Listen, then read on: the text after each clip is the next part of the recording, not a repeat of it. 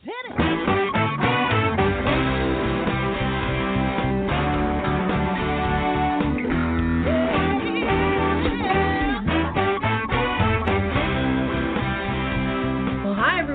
welcome to Alzheimer Speaks Radio. I'm your host, Lori La Bey, and I'm so excited that you're joining us today. We are going to have a fascinating conversation as usual as we learn from people all around the world at all ages and stages of life. Stay tuned as we shift our dementia care from crisis to comfort. All right, here we go. What you think about, you will bring about.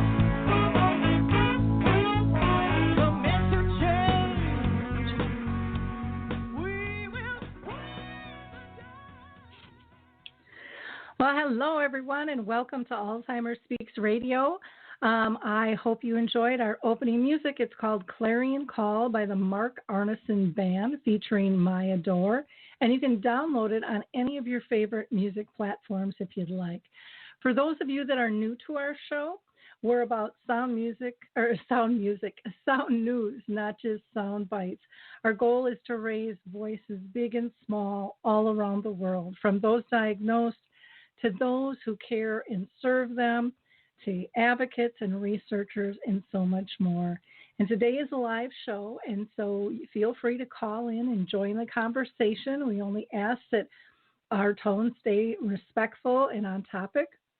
And that number is 323-870-4602, 323-870-4602. And as usual, I love thanking our listeners. You guys are so loyal. I appreciate your willingness to help us build our brand and a sense of community here on Alzheimer Speaks Radio. We think it's so important to bring comfort and hope and solid information to people. So I hope you continue to like, click, and share our content. Today's conversation, we're going to be talking about duty of care versus dignity of risk. But before I introduce you to our guest today, I always love to give a couple of shout outs. So I want to give a shout out to MDVIP, who's put together a wonderful brain health IQ survey that you can take, and you can visit alzheimerspeaks.com and find that there. There's also another survey that was put together by a student, Chantel Horn, in New Zealand, and that one's about caregiver burnout. It's Dementia Caregiver Burnout Survey. And again, you can find that on our homepage along with the HQ or the Brain Health IQ quiz.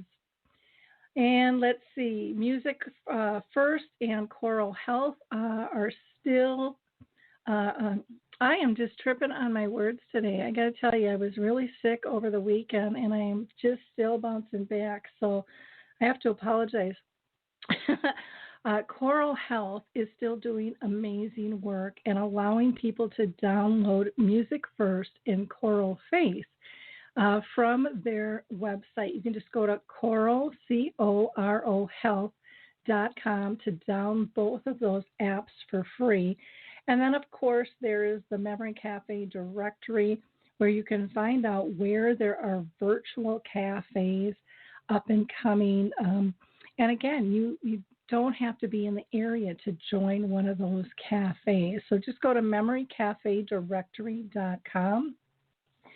And then I've been working with Artist Senior Living in Woodbury, and they started just this month the Artist Way Memory Cafe, which is going to be held virtually every third Wednesday of the month. So the next one is October 21st.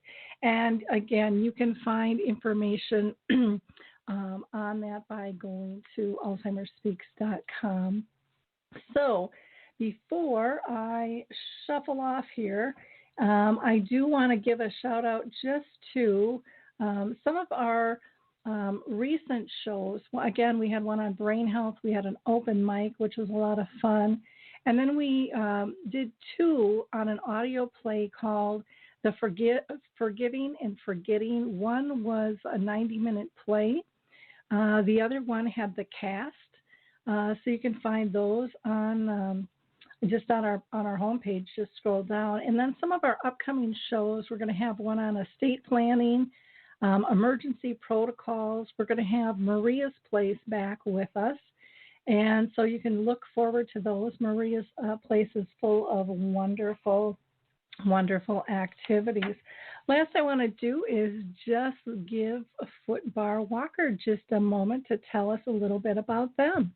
Introducing the life-changing Foot Bar Walker. I'm Peggy from Danville, Kentucky, and I'm 91 years old. The Foot Bar Walker revolutionized my care of George. The saving that I made from having to put him in a nursing home came to about $192,000.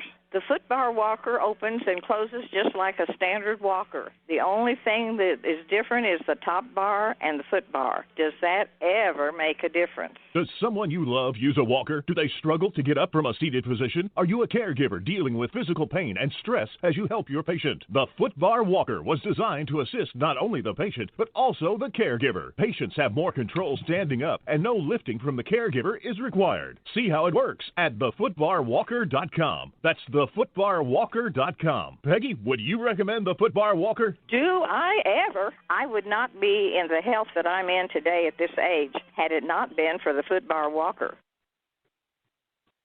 Well, welcome back, everyone. We are finally going to introduce our guest today. We are lucky to have Erica Botner with us, who is a recreation therapist and an entrepreneur with more than 20 years of leadership experience in clinical, community, and academic settings. What a nice blend. She has a history of providing person-centered and strengths-based and compassionate care.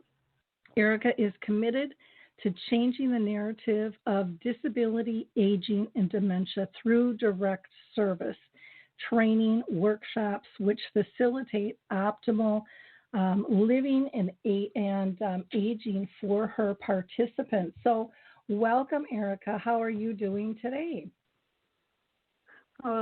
Thank you so much for having me. I'm doing great. Wonderful. Well, I'm excited to have you on the show. I'm really intrigued with what you're doing and how you're doing it. But first, I want to ask, I try to ask all of my guests if they've been personally touched by dementia in their own family or circle of friends. Yes, I have. Actually, a lot of the women in my family have been diagnosed with dementia. And most recently, my mom just got a diagnosis of mild cognitive impairment, which does not necessarily mean it will become dementia, but is often, one of the first signs. Yep. Well, I'm sorry to hear that, but it sounds like you're taking everything in good stride. My mom had dementia for 30 years, so I get that, and it's scary when you think about, is it a gene thing? Is it environmental? And, there's so many unknowns in this process. Yeah. And it's definitely different when it's in your own family, right? Oh, yeah, that's for sure. So it's always easy to give advice, and then when it hits home, and people in healthcare say that all the time, how did I miss these signs? I know better. I would have spotted them anywhere else, but it's just that normal process, and it's the family dynamics and the emotions of it all that make it different. Why don't you tell us a little bit about yourself and why you started offering these backyard camps, and what are they like? Sure. Yeah. So, like you said before, I'm a recreation therapist. I teach at the local university, and during COVID, like many other people, I was laid off temporarily. And I saw the impact that COVID-19 was having on the older adults, and specifically people with dementia in our community. I really saw, people who were socially isolated. I saw people who were, lacking stimulation and were even declining because of it. And I saw it in my own mom, right? Like, I noticed that she had a couple of falls, and it was because she was, she wasn't being active. enough. And I thought, okay, well, I've got this free time now. What can I do that will make a meaningful difference to the older adults with dementia in my community? And so a trend started. I'm in Montreal, Canada, and a trend started here where people started offering backyard summer camps for kids. So a way to get kids together and active, during the summer, during COVID. And I was like, why can't we do this for older adults? All of the programs and services had shut down. There was nothing being offered in person. People were getting tired of online, if they even had access to online. And I was like, why can't we meet outside, 2 feet apart with all of the PPEs and proper measures, and people can actually have some human contact, right? So I started, I kind of put the idea out there, and there were a significant number of people interested. And I contacted some students at Concordia that I teach, some recent grads as well, and they were willing to facilitate these experiences. And we created a couple of opportunities throughout the week for people to come and meet either in someone's backyard or in a local park and do physical activity, do cognitive stimulation, play games, music, creative expression, and just give people a reason to wake up in the morning and something to look forward to. So that's how the backyard camps started. Unfortunately, they're over now because of the weather in Canada. So we're in fall and it's starting to get cold.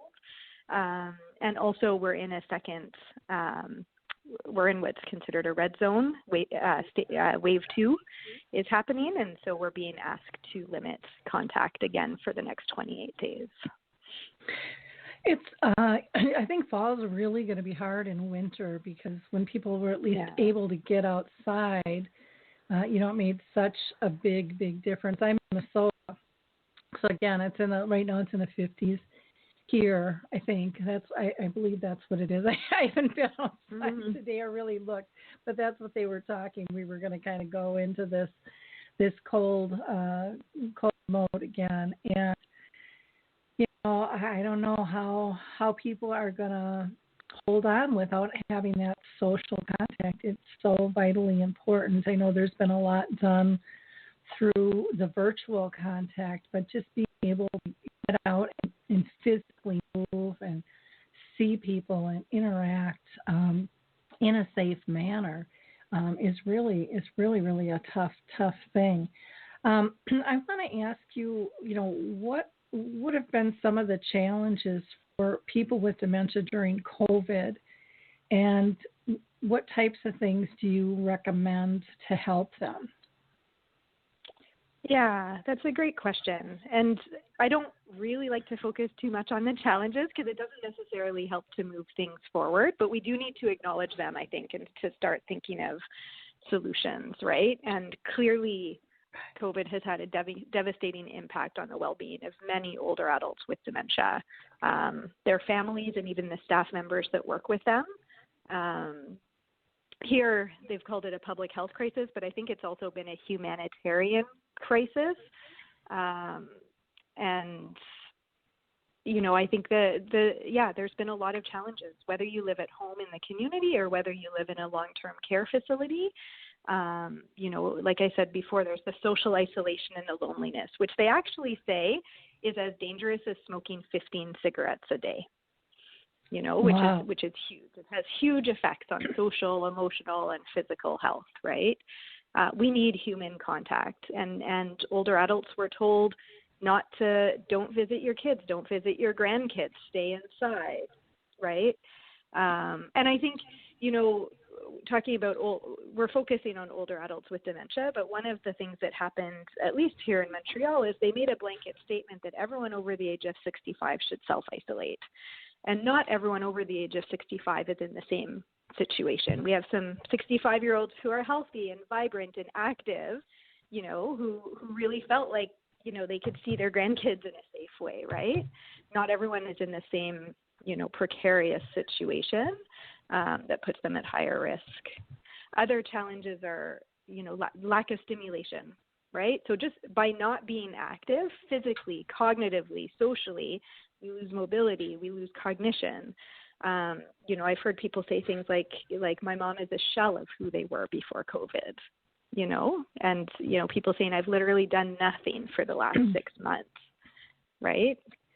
And then also, I think we've also seen some ageism, right? And older lives devalued in different ways too, with decisions about, I know, at the beginning when we didn't know what was going to happen with COVID and all we had was the example of what was happening in Italy, and they were having to make decisions about, the ICU beds are full and there's not enough ventilators, and they had to start making decisions about who would get it, right? And they decided anyone over the age of 65 would have less priority of somebody under the age of 65. So these are hard decisions to make. I don't judge anybody or any government or any, that has to make these decisions. But I just think that we did, and it's not just ageism because of COVID. I think COVID shone a light into a society that already devalues aging, right? Oh, yeah, I think that's very true. And yet I was shocked, to hear some of those decisions had to be made and were being made. I just, even though you kind of knew out there on some level, it was something I didn't really want to accept, myself, to really believe. It's like, how could that be? Yeah, I mean, I can't even put words to it either, right? Like just the thought, I wouldn't want to be in the situation of having to make that kind of decision. Yeah, that's for sure. But I think what we need, what we need to remember. I saw this article in the Huff Post that was written by a woman who is 90 years old. I think her name is Varda Yoran. And she says, I'm not disposable, and I'm saddened that there are people who think age dictates whether a human life is worth saving. Senior citizens are productive and contribute to the world. They bring their added dimension of age and experience. I think no limit should be set on when a person's life is no longer valuable. As long as I'm still creative, as long as I still enjoy life, nobody can write me off. COVID is a special situation. That's certain decisions were made, right? But I think it highlighted the fact that this is a long-standing issue. We have devalued older adults and especially people with dementia for a long time. Well, and I think it's bringing out, we've devalued a lot of people. We've devalued the people who care for people who 100%. Need assistance. So many everyday jobs that people just took for granted that are vital to keeping us functional, as a society. It's just amazing how that has taken place and how we have lost appreciation for one another. And I think in a lot of ways, it's a good thing. It's brought to light. It's made people appreciate more, be more grateful, want change, want more evening out of what's going on. And so I think it's, no matter what's going on in the world right now, as scary as it might seem and as bad as it might seem, there are a lot of good things coming out of it. And you can't fix what's broken if you don't recognize what's wrong, and then bringing people from all different aspects together to really get a true picture of how to change. One of the things you talk about is, the duty of care versus the dignity of a risk. And this is a really, I think, a big, big point that is missed by many and misunderstood. And then I want you to talk about this. And it looks like we've got a couple of callers on the line that I'd like to pull in after we discuss this. Sure.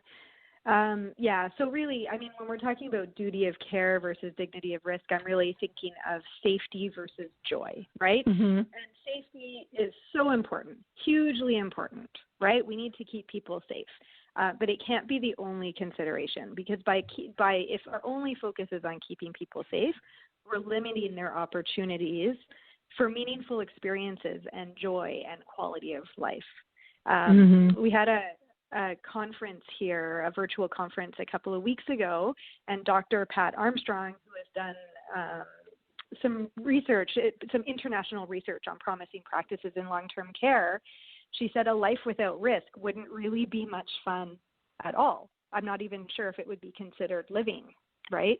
And she gave an example of a long-term care facility that served mostly people of Asian descent that decided that they would no longer serve soy sauce because it had too much sodium, right? Yet soy sauce, so sodium does have health risks for sure, but these people are near the end of their life and it brings them a lot of joy, right? So that's just one small example, but I feel like, every day we always have to balance this delicate balance of safety versus joy. Oh, that's so funny you say that, because my mom was in a nursing home for 14 years. She lived for 30 years with the disease, and she was overweight. And so every care conference we'd go over, and they're like, we know your mom really likes Dr. Pepper, but is there any way you can bring Diet Dr. Pepper? And I just said no. Yeah. And they're like, well, it's kind of a health thing. And I said, I don't care. She doesn't care what's going to take her out at this point. Let her have the Dr. Pepper. She can tell the difference. And she would sing the Pepper song, and it would just bring back these memories and stuff. And she knew the difference. And I think sometimes we try to fool people with imitation stuff, thinking that we know better. And it's kind of like if someone is gonna have a cigarette, at that point, if it's gonna bring them comfort, they do have some, in my belief, they do have the right to some choice. As long as it's done safely, it's not harming anybody else. Right. I had a friend in Australia, Colin, and he has this brilliant video. I don't know if you've ever seen it, where they had one of their residents at, I want to say 89 years old, jump out of a plane because he wanted to jump out of a plane one more time, and it was a tandem jump. But they fought literally with the family for his right to be able to jump. And so this video shows them jumping, and you see his cheeks flapping, as he's going through the wind. And the care people were, you had to be a ways from the landing point, and they said they saw him drop, and then he just laid on the ground. And Colin thought, oh my God, if he's dead, the family's gonna kill me. And he ran up there, he said, as fast as he could, and he was still just laying still. And he's like, are you okay? Are you okay? And he's like, I'm just reveling in the moment. Oh, it was like the best, one of his best moments.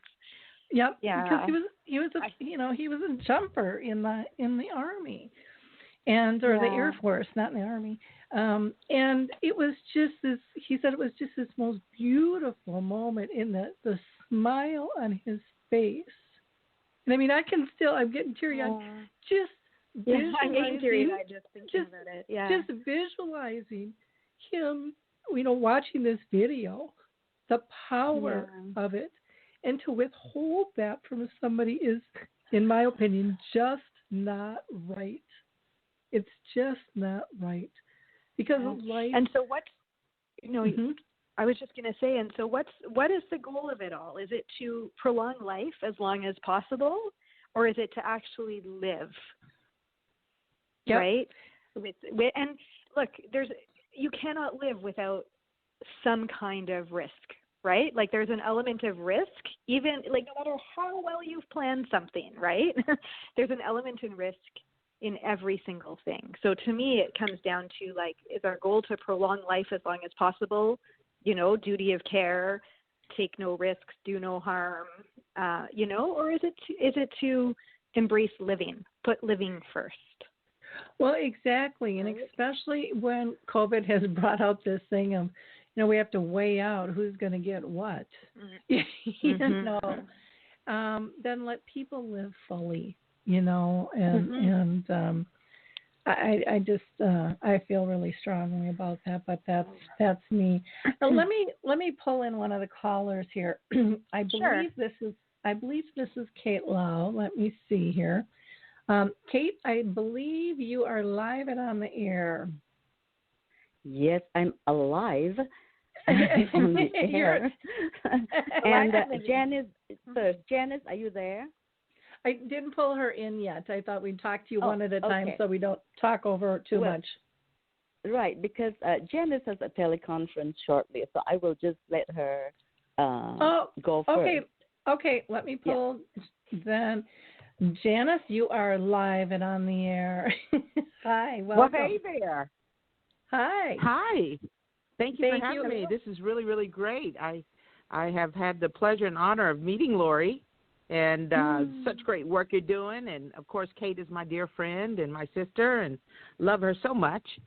I wanted to ask, or I don't know if you all discussed this or not. You were talking about some of the benefits, and one of the other callers mentioned that they're in the red zone with the COVID. And one of the research studies that I happened to review recently, they had said the upside, and forgive me if you've already said this, but the upside of people with early dementia during this time of the COVID-19 is that they're not aware that the pandemic has set in, so they're not depressed like other people. So it's because on one hand, they have to be careful and they don't have the resources like they would normally have when it comes to care and caregivers and things like that, and being able to get into the doctor's office at a certain period of time. But the other thing they pointed out was that they noticed, they're doing more research on it, but they noticed that I think they looked at, I want to say, I know it was the minimum, I think was 20,000 cases, that they found that their depression was not as bad because they were not aware of it. And when they were aware of it, they wouldn't remember the next day. And so they would go on with life and do whatever they normally would do. And because they weren't thinking about the COVID, they weren't thinking about, why is everybody wearing masks and I can't go to this restaurant. They just didn't think about that. So I thought that was really interesting. Do you remember what setting that was in? What population? Let me try to pull it up again, and because I should have it saved on my bookmarks, and I'll let you know. So the reason I'm asking, and then I'll ask Erica for her thoughts. But what I've seen is, people with dementia that are still able to function on the computers and things like that. When COVID hit, their life didn't slow down. They had already adapted to the isolation and to working remotely, and so they kind of felt ahead of the curve and really were helping others adapt to using Zoom and things like that. But people in communities, such as memory care and things, what I've been hearing from people, and again, I'm no researcher, but what I was hearing from people living in a community were they did fine up till about 2 to 3 months, and it was right between that 2 to 3 month mark where all of a sudden it wasn't fine, and they saw a huge decline in people. And then there's the people at home that I'm thinking maybe they didn't get as depressed because they still were at home and able to, maneuver around a little bit more. But I think, I think there was still the scare there. But we'll let Kate kind of talk. But it would be interesting with that study, if you can pull that up. Erica, any thoughts? Yeah, I mean that's. Yeah, it's really interesting. At first, it surprised me a little bit, but if I think about it a little bit more, I guess it just really depends on the person's situation, the level of social support that they have in this stage of disease. that they're at. Definitely some people with dementia are at a stage where they're really just living in the moment, right? So as you said, it might impact them one day because they don't, they have to put a mask on to go into a store, but the next day they don't remember. That said, the people that I've worked with, it's been a bit of a different story. I work with a lot of people who used to attend day programs during the week. So they would have a place to go, spend the day there, do all of their stimulating and therapeutic recreation activities, and then go home. And the loss of that was huge for the participants in terms of, just they lost their friendship group. They lost that sense of belonging, of somewhere to go where they're, expected and wanted. They lost all of the stimulating activities. They lost their friends, but it had an even bigger impact on their caregivers because they lost access to respite, right? Yeah. They would have a day off when the person they were caring for would go, to a program, they would have a day off and they lost that. So that's the biggest impact that I've really seen. I can definitely see that some people who have the support that they need and the family to help, they're getting by really well, and some people are really resilient. But I think there's a lot of people with dementia and their family members and caregivers that are struggling as well. Yeah. Janice, were you able to pull that up at all? I was able to pull up one, which I sent to Kate. I texted that to her. That was one. I haven't found the one that I'm still looking for the one that I saw yesterday. But this one is exactly what the caller just talked about, where the depression was increased and anxiety was increased for caregivers and for spouses who had their partner was just diagnosed during this time, during the COVID. But as soon as I find that, Lori, I'll let you know, or I'll send it to you and Kate. Okay. So I sent the link for one of them, and then while we're listening to the call, I'll look for the other one so you can keep the conversation going. I'll let you know. Okay, sounds good. I'm going to go ahead and pull Kate in here and get some of her thoughts. How are you doing, Kate? I'm doing good, and I'm just listening, and I am so amazed by all the information. I have nothing to say. I'm just totally listening. I'm tuned into this, and I'm like, whoa, these guys know what they're talking about, and I don't. I think, when it comes to this, everyone is learning. Well, so for you, I want to get back to kind of that duty of care, that safety issue versus risk of dignity and joy. What are your feelings about having the right to do something that might not be safe but might just make you really happy? Well, as a parent and as a patient and as a caregiver for dementia patients before I was diagnosed, I see it in like 3 dimensions.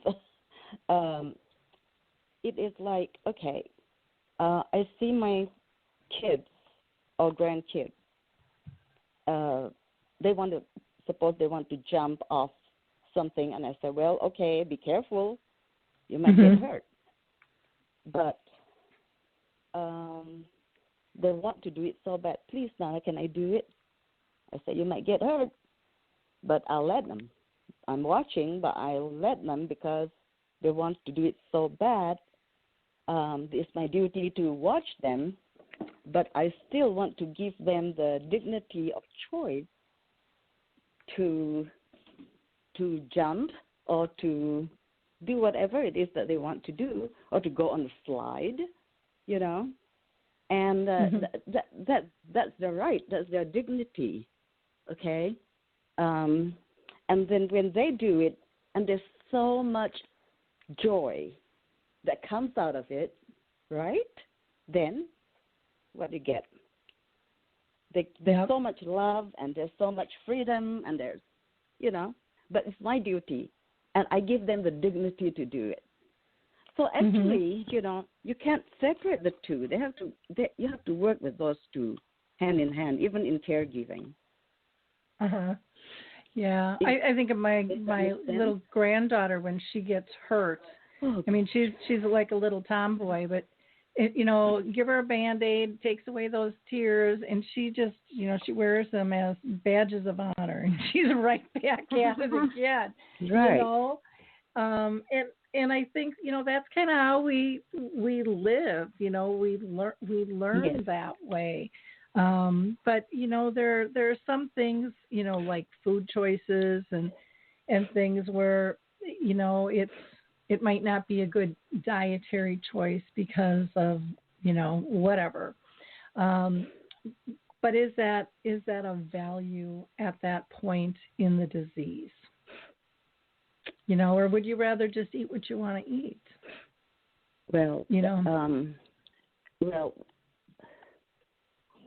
if a person, if a patient says that I do not want to drink this thickened, horrible coffee that tastes like gasoline, and it didn't taste like gasoline, okay?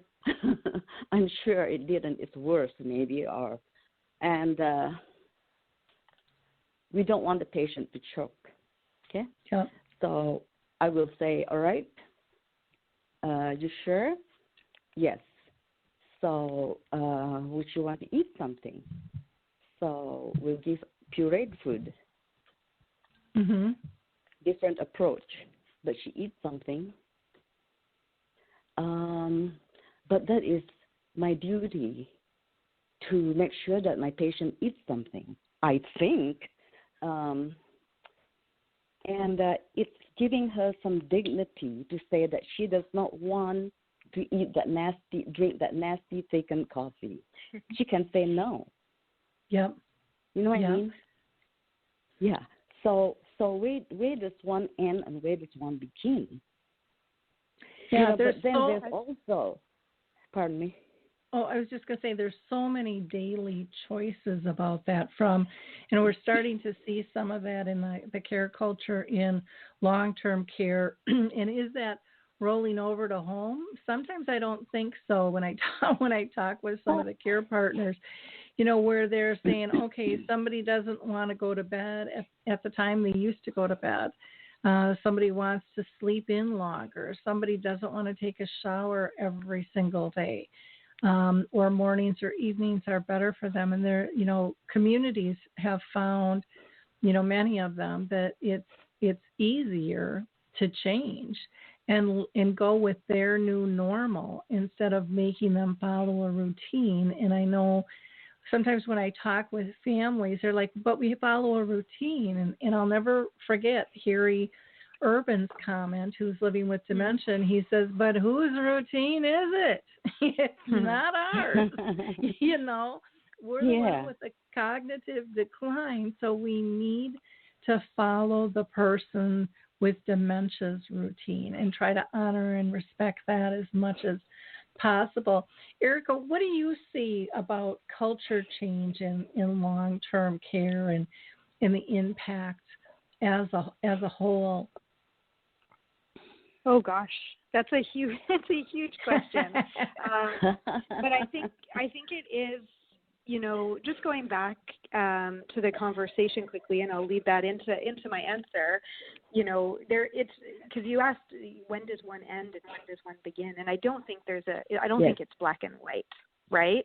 No, I think it depends on so many factors, including that individual's desires and beliefs and that family's desires and beliefs and the context in which they live. But I think providing as much choice as possible and is appropriate for the situation is a good way in starting. I remember once walking in, I ran a day program for people living with dementia. And I remember walking in one day and all 15 of them were standing up dancing with one facilitator. And at first my heart dropped and I was like, someone's going to fall, right? Because I was a manager and that's where my head went at the time. And then I took a step back and I was like, look at everybody's faces. Look how much fun they're having. Look how connected they all are, and what that led me to do was to ask the families during the intake and during the initial assessment how much risk they were willing to take, right? Mm-hmm. I would ask the question, if everyone's gonna stand up and dance, do you want your loved one to stand up and dance too, right? Or I would ask if they're able to make, their own decisions too. I would ask them, do you want to be able to stand up and dance even if there's a little risk of falling? We'll take all the precautions we can. There'll be chairs nearby and that you can grab onto, but would you rather get up and dance or would you rather sit down in the chair and watch? And we tried to honor those wishes as much as possible. And I think if we're talking about culture change in long-term care, I think the first thing is moving from a medical model where it's all about health and staying alive to a social model where it's about living, right? And living equals making as many choices as you can for yourself, right? And creating a home-like environment where you feel like you feel like you're at home. A lot of culture change models talk about smaller, more home-like living environments that are connected to communities where older adults and people living with dementia can flourish and prosper, not just survive, right? The culture change movement talks about a place where people are proud to live and work and relationships that are based on dignity and respect.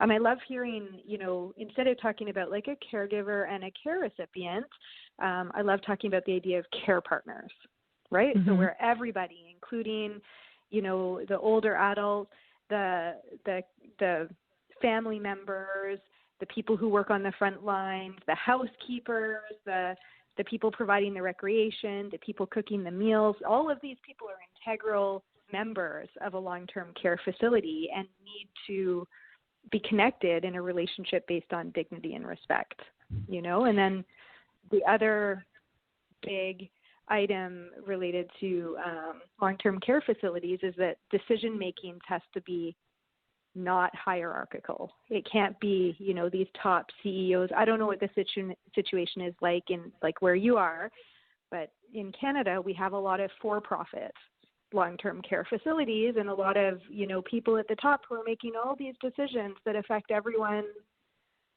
down below, which makes people, the older adults feel devalued. The people that work with older adults feel devalued. And so that model needs to shift to be less hierarchical.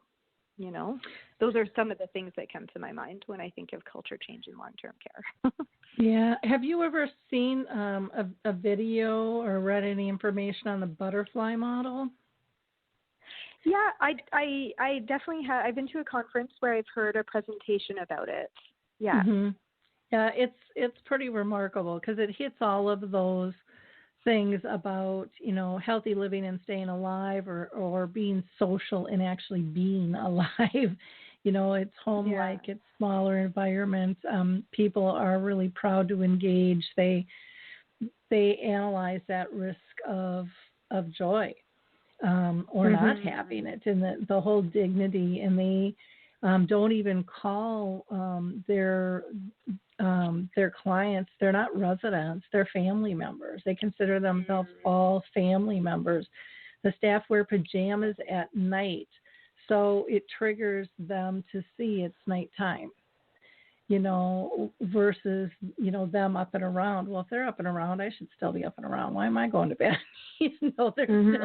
They're still here. So working on a really different basis. And the first time I saw it, I thought, oh my gosh, this one, because the colors and things were really bright and things looked really cluttered, and that went against everything that I believed before. And then it was bright and it was fun and they enjoyed their environment, and there was a lot of stuff out, but it was the resident stuff, so that they could touch and feel, but it was out in the open for everyone to share. And, there was no staff bathrooms. There was no really staff breaks, and we couldn't get by with that here in the U.S. the way the way we're structured.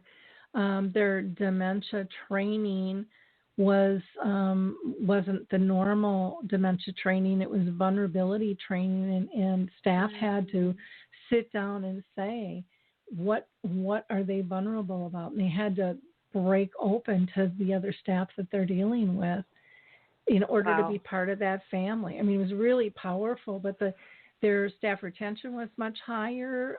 They said, this is my second family.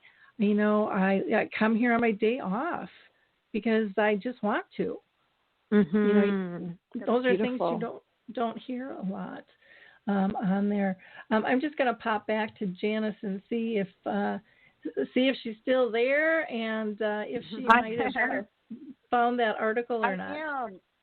I am, and I was on my phone when I was looking for it again, trying to look through my history, and I don't know where it went, but I'll continue to look for it even after the call, and when and if I find it, I'll just email it to you if I don't find it here in the next 15 minutes.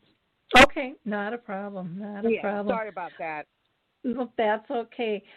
Kate, I'm going to pull you back in and see if you have any comments to what we just discussed. Yes. I have a comment about duty and obligation.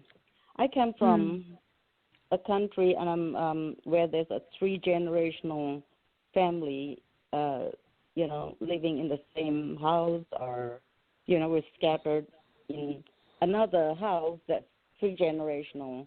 It doesn't matter if a niece stays with an uncle and a grandmother, or grandmother and son, and, it doesn't matter. But anyway, in the Western world, I don't know if they look at us and says, how could they do this, This is craziness, there's so little space. Well, let's call the authorities, because the kids cannot stay like this with the grandmothers, the grandfathers, and all of that, This is wrong. But, it is family. And the older I get, the more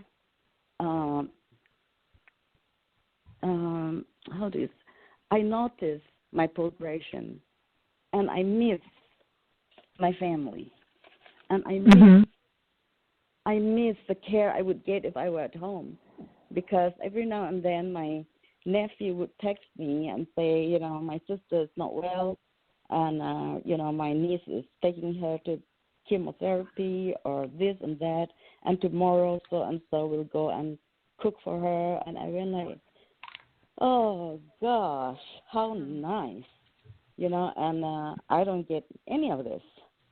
So it's their duty to do it, because my husband always feels like my husband is from Bolingbrook or something, I don't even know, Illinois, and he says that, wow, you guys are nice because of this and that, but don't you feel like kind of claustrophobic with so many people? That say, no, it's family.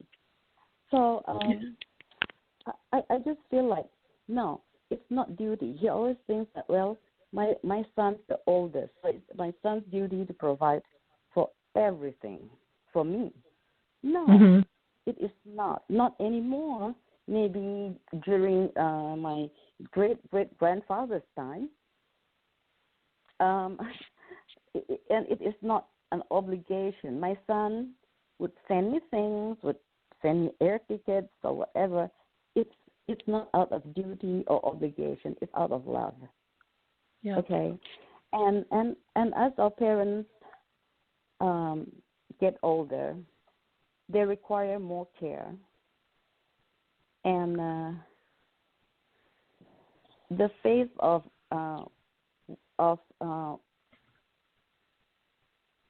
worsening physical and mental deterioration is more stark. You know what I mean? And they don't talk to me about it. I wonder if they talk to each other about it.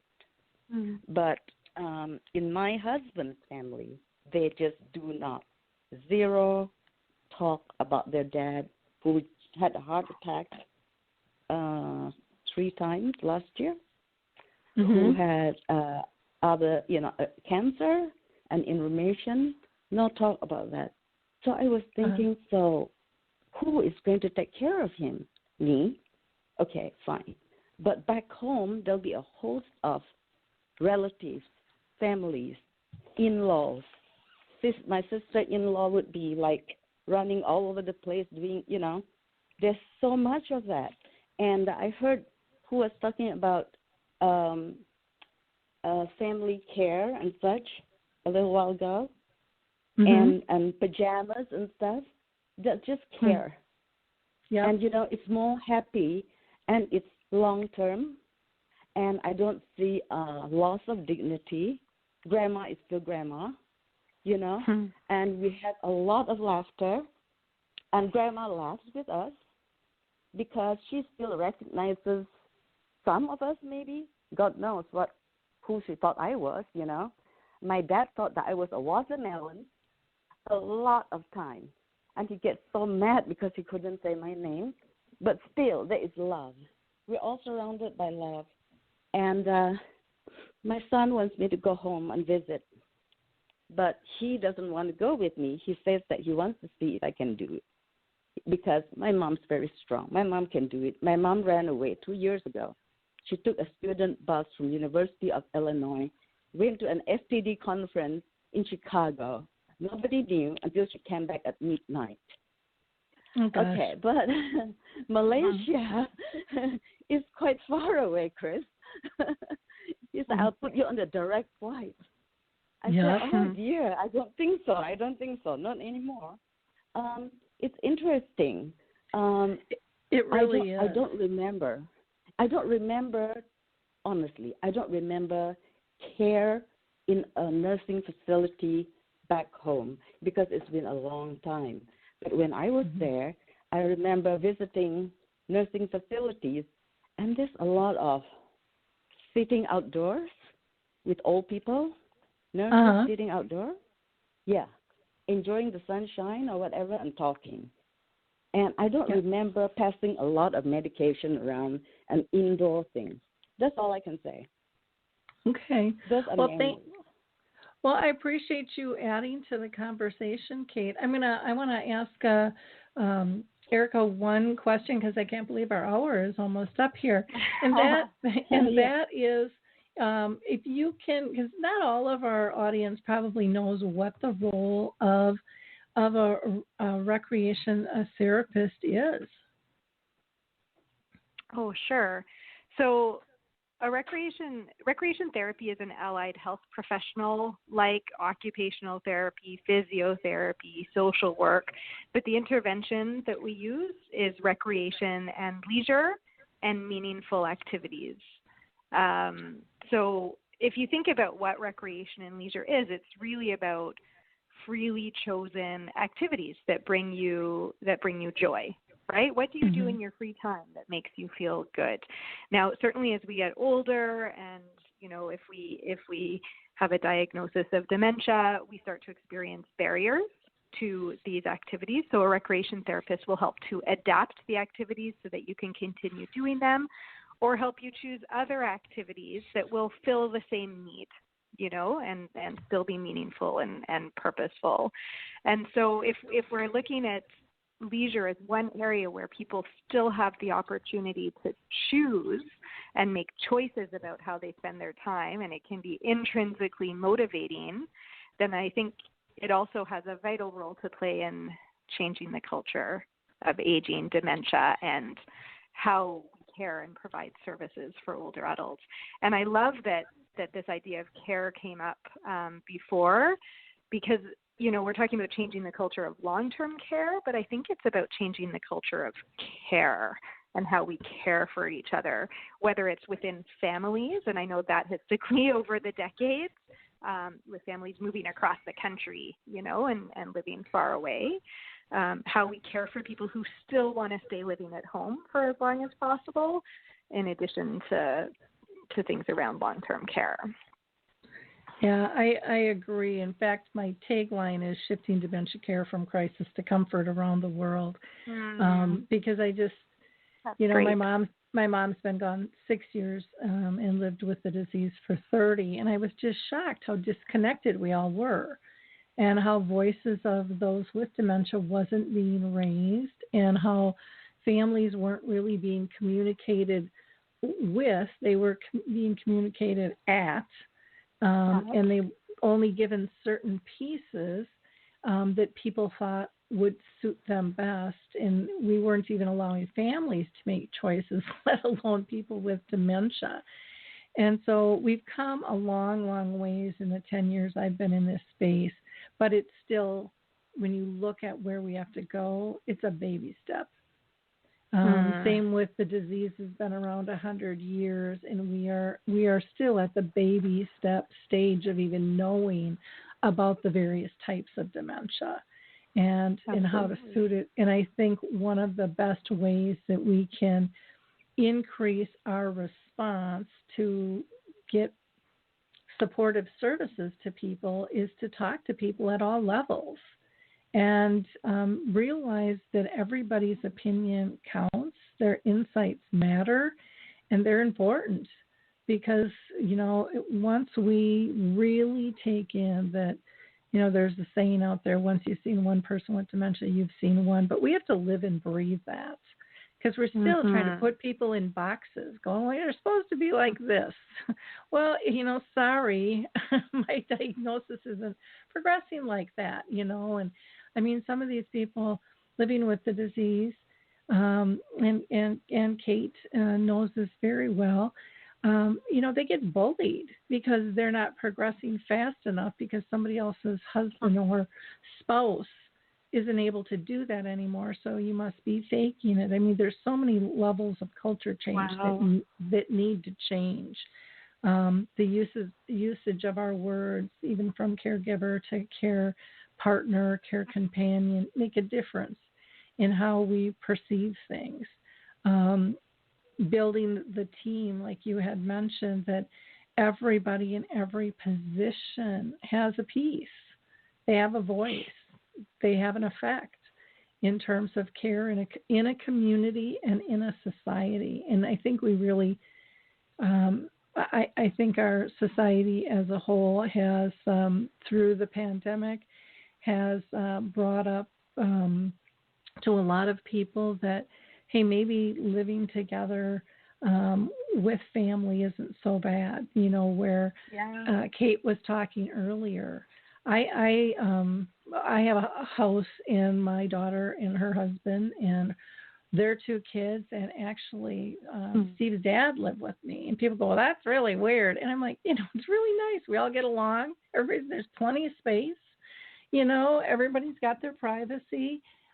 This doesn't have to be an awful thing. It can be a thing you do together because you want to, not because it's a burden.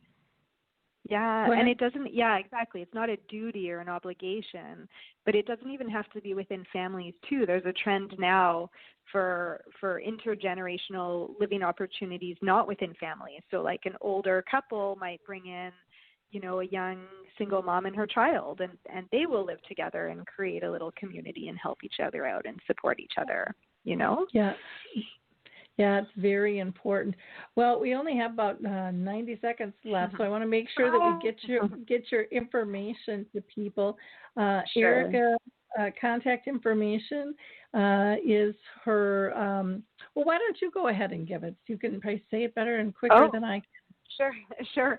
So I have a website. It's www.recreotherapy.com, and my email address is Erica, ERICA, at recreotherapy.com. And recreotherapy is RECREOTHERAPY.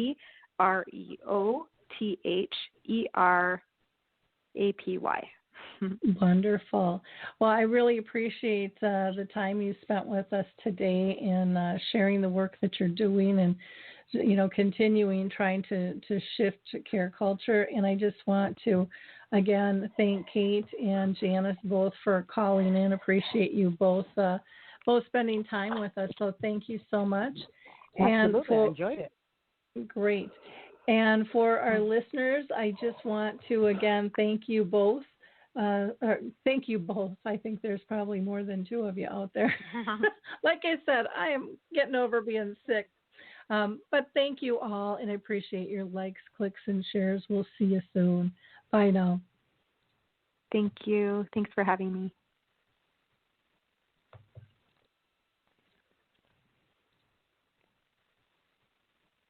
Hey everybody, Jared Sebesti here, host of Retire Repurposed. This podcast is dedicated to help people transition into fulfilling and purposeful retirements. Retirement is a big life change. In fact, the two most dangerous years of a person's life are the year they were born and the year they retire. Few people can just flip the switch from working a career 30 or 40 plus years, retiring on Friday, without methodical steps to living what we call a repurposed retirement. To listen now, search Retire Repurposed on your favorite podcast platform, Senior Resource, or Life Audio.